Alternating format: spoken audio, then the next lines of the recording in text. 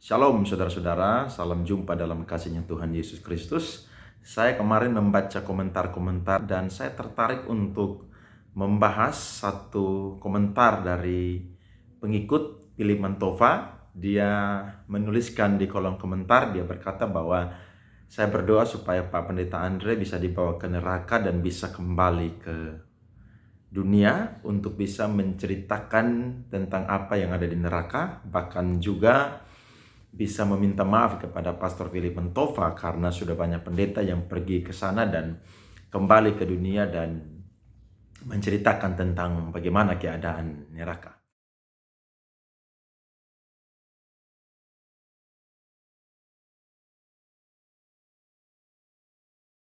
Saudara-saudara, saya dulu pernah terjebak di dalam yang namanya membela para hamba-hamba Tuhan yang mengajarkan ajaran yang tidak alkitabiah. Dulu ada satu pendeta yang terkenal di Indonesia yang selalu bersaksi bahwa dia selalu pergi naik turun surga. Saudara bisa bayangkan, dia selalu pergi naik turun surga. Sebentar dia ke surga, sebentar lagi dia ke bumi. Dan itu terus menerus saudara-saudara, bukan hanya 1-2 kali, tapi bisa setiap minggu, bisa setiap bulan dia pergi terus ke surga dan bisa balik kembali ke muka bumi. Kalau saya dan saudara belajar tentang perjalanan kehidupan dan pelayan Rasul Paulus, kurang lebih hanya 6 kali Rasul Paulus itu mendapatkan penglihatan yang Tuhan berikan. Nah, ada satu penglihatan ataupun juga roh Paulus itu dibawa ke surga, itu dicatat dalam 2 Korintus pasal yang ke-12. Kalau saya dan saudara baca di situ, Rasul Paulus sendiri, dia itu berkata bahwa seakan-akan bukan dia. Kenapa? Karena dia tidak mau salah berbicara tentang apa yang dia lihat di surga.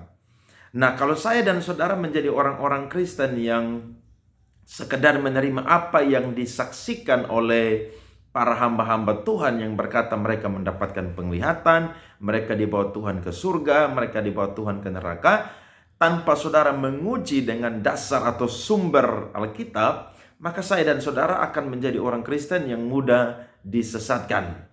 Saya coba lihat satu firman Tuhan di dalam surat Kolose, pasalnya yang kedua, ayatnya yang ke-18 sampai 19.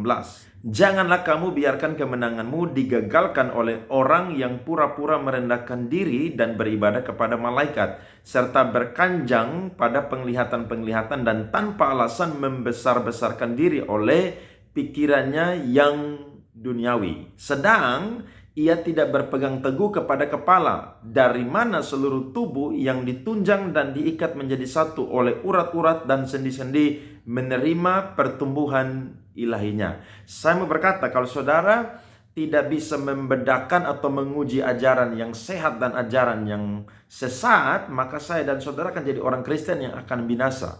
Sebab ingat, orang yang terlibat atau mengikuti ajaran yang sesat, dia tidak akan pernah yang namanya menikmati surga dalam kehidupannya. Saudara baca di 1 Timotius pasal 4 ayatnya yang ke-16. Nah, jemaat Kolose diingatkan oleh Rasul Paulus supaya jangan membangga-banggakan diri kepada yang namanya penglihatan atau hal-hal supernatural. Itu sesuatu yang betul, tapi harus diuji. Kenapa? Karena seorang pengajar sesat, seorang nabi palsu, dia datang bukan dengan cover, bukan dengan bungkusan yang mengerikan, atau dengan penampilan yang nyentrik yang membuat saudara tidak percaya kepada dia. Dia pasti akan berkata dia adalah hamba Tuhan, dia juga menggunakan kitab suci, dia juga berbicara tentang Tuhan, bahkan juga bisa mendoakan orang dan sembuh, dan hal-hal supernatural yang bisa dia perbuat. Tetapi ingat saudara-saudara, itu bukan satu-satunya bahan untuk saya dan saudara bisa menguji dia apakah dia hamba Tuhan yang benar atau hamba Tuhan yang palsu. Di dalam Matius 7 ayat yang ke-21 sampai 23, di situ Tuhan akan berterus terang bahwa bukan setiap orang berseru Tuhan Tuhan yang akan diselamatkan, tetapi orang yang melakukan kehendak Bapakku. Saudara tahu, konteks Matius pasal 7 membahas tentang hal pengajaran yang sesat atau nabi-nabi palsu. Mereka bisa bernubuat, mereka bisa bikin mujizat, mereka bisa mengusir setan, tapi Tuhan berkata bahwa Tuhan tidak pernah mengenal mereka. Jadi Saya ketika membaca komentar daripada salah satu pendukung Philip Mantova ini, saya merasa lucu. Kenapa? Karena bagi saya neraka itu tidak asik, saudara-saudara. Justru yang asik itu adalah surga. Tapi buat saya tidak perlu Tuhan mengangkat saya ke surga dan saya turun ke muka bumi dan menceritakan. Sebab Alkitab telah mencatat dengan jelas, walaupun Yohanes sendiri memakai bahasa manusia dengan menggambarkan tentang keadaan surga. Tapi saya sendiri tahu bahwa surga itu begitu indah dan begitu mulia. Ketika saya mati baru saya mau pergi ke surga. Jadi kalau saudara mendoakan saya seperti demikian, minta maaf, doa saudara adalah doa yang tidak berkenan di hadapan Tuhan. Bahkan doa saudara adalah doa yang tidak ada manfaatnya apa-apa. Kenapa? Karena tidak perlu ke neraka, saudara-saudara. Saya mau katakan kepada saudaraku yang memberikan komentar atau mendoakan saya untuk pergi ke neraka, saudara perhatikan apa yang saya katakan. Alkitab itu dapat dipercaya karena ada 3 ujian atau pembuktian. Yang pertama adalah pembuktian secara bibliografi atau secara kepustakaan. Yang kedua adalah pembuktian secara internal dan juga pembuktian secara eksternal. Saudara kalau belajar tentang yang namanya sejarah Alkitab, saudara akan melihat betapa dahsyat dan luar biasa Alkitab itu menjadi satu-satunya buku suci yang bertahan sampai hari ini. Bahkan yang paling banyak dicetak, bahkan yang paling banyak diterjemahkan, dan yang paling banyak dibaca oleh semua orang di seluruh dunia ini. Jadi kalau saya dan saudara lebih mudah mempercaya perkataan dari seorang pendeta tanpa saudara belajar, tanpa saudara menggali, maka saudara akan jadi orang Kristen yang kekanak-kanakan. Saudara cuma tahu kulit dari kekristenan saja, tapi saudara tidak tahu apa itu kekristenan yang sesungguhnya.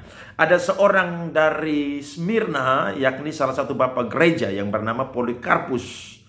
Saudara-saudara, ketika ada seorang kaisar yang memimpin pada waktu itu, dan dia melakukan penganiayaan kepada orang-orang Kristen yang ada di Smyrna, dan Polikarpus sebagai uskup di situ, dia dipaksa untuk menyangkali imannya. Tetapi Polikarpus berkata bahwa 86 tahun sudah saya mengabdi kepada Tuhan, dan tidak pernah sekalipun Tuhan itu mengecewakan saya.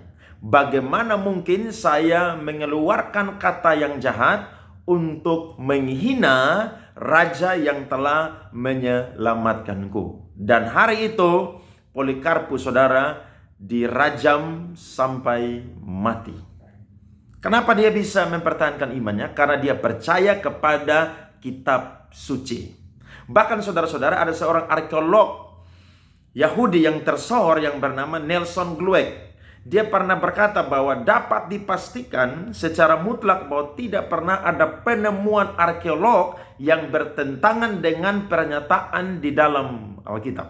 Jadi, saudara mau pakai sumber yang mana? Kata pendetamu, kata hamba Tuhan yang terkenal. Ingat saudara-saudara, seorang hamba Tuhan yang sudah terjebak di dalam pengajaran yang sesat, dia tidak akan pernah bisa mengakui pengajarannya sesat. Kenapa? Karena dia sudah punya banyak jemaat, dia sudah punya banyak pengikut. Jadi buat dia itu sesuatu yang mustahil untuk dia lakukan agar bisa dia kembali kepada ajaran yang benar. Jadi saya mau berkata kepada saudara-saudara, khususnya memberikan komentar ini, saudara jadi orang Kristen yang belajar firman Tuhan. Belajar firman Tuhan dengan sungguh-sungguh, supaya saya dan saudara jadi orang Kristen yang tidak sembarang mengaminkan setiap khotbah dari hamba Tuhan. Menghormati hamba Tuhan itu perlu. Bahkan Paulus berkata, hormati hamba Tuhan itu 2 kali lipat. Tapi ingat, tidak semua hamba Tuhan saya dan saudara perlu mengikuti ajaran mereka. Karena kalau itu berbicara tentang doktrin-doktrin dasar kekristenan dan itu sesuatu yang menyesatkan, maka saudara perlu berbicara. Saya di sini bukan menghakimi saudara, bukan menghakimi Philip Mantova,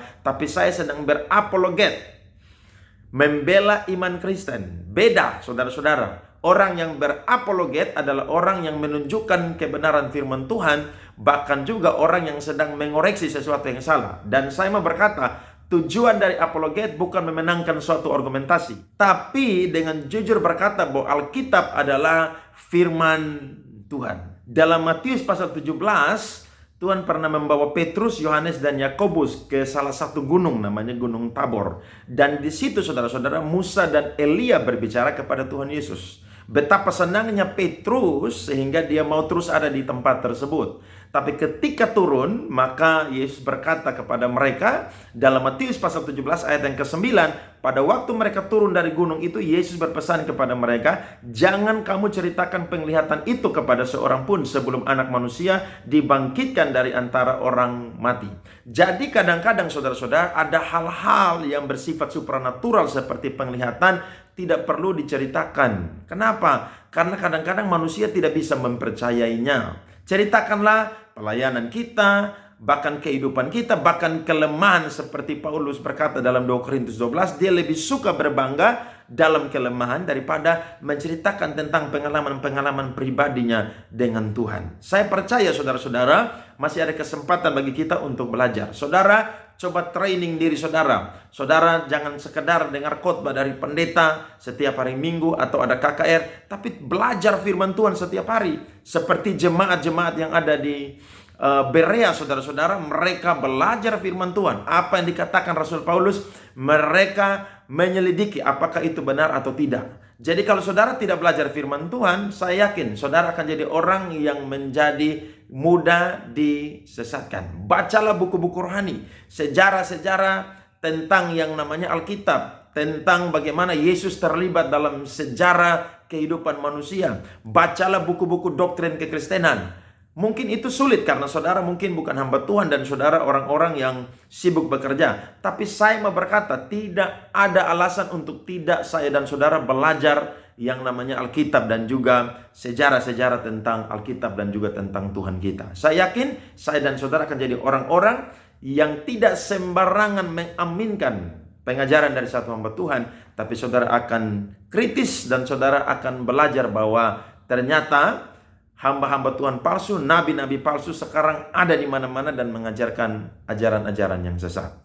Ini tanggapan dari saya, kiranya saudara yang mendengarkan ini, bahkan juga saudara yang memberikan komentar, yang mendoakan saya pergi ke neraka, saudara tidak perlu mendoakan saya. Karena bagi saya neraka itu tidak indah. Yang paling indah adalah surga. Tapi nanti saya mati ketemu dengan Kristus, maka saya ada di sorga bersama dengan Kristus. Saudara pun juga pasti ada di sorga dengan Kristus kalau saudara ada di jalan yang benar, ajaran yang benar, dan saudara melakukan kebenaran firman Tuhan.